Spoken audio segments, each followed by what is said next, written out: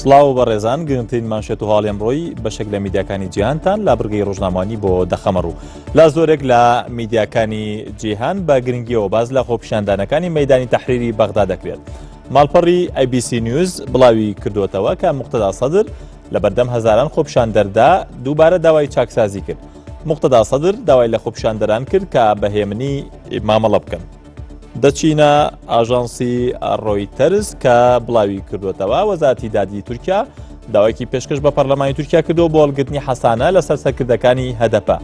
وەزارەتی دادی تورکیا داوای کردووە کە حەسانە لەسەر یەک لە سەلاحەدین دەمیرتاش و فیگەن یۆکسێکداغ هاوسەرۆکانی هەدەپە و سێلما ئێرماک و سری سورەیا ئۆندەر و ئێرتوگرول کوورگجوو هەڵبگرێت.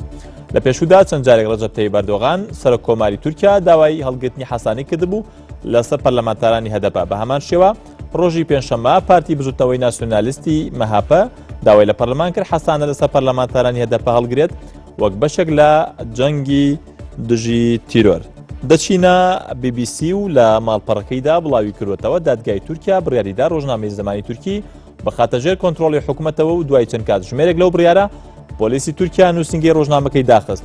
ڕۆژنامەی زمانی تورکی کە ڕۆژنامەیەکی نزیکە لە جەماعەتی گیولەن کە لەلایەن فەتحوڵا گیولەنەوە سەرپەرشتی دەکرێت شەوی دوێنێ هەینی پۆلیسی تورکیا لە ئیستانبول چوونەتە ناو بینای ڕۆژنامەکە و بە گازی فرمێسک ڕێژ پاشەکشیان بە خۆپیشاندەرانی بەردەم بیناکەش کردووە. دەچینە دۆچە ڤێلە کە بڵاوی کردوتەوە بەپێی پلانێکی نوێی کێتی ئەوروپا بەنیازە بە چەند قۆناغێک تا کۆتایی 2016 سنووری نێوان وڵاتانی ئەوروپا ئاسایی بکاتەوە و کۆنتڕۆڵی نێوان سنوورەکان دیسانەوە نەهێڵێت. دیمتریۆس ئەڤرامۆپۆلۆس کۆمسیاری یەکێتی ئەوروپا بۆ کاروباری کۆچبەران و ناوخۆوتی کە ئەوروپا بە ساتێکی گرنگی مێژووی خۆیدا تێدەپەڕێت کە داهاتووی ڕێکەوتنامەی شێنگن و مانەوەی ئەوروپا بە یەکگرتووی دیاری دەکات.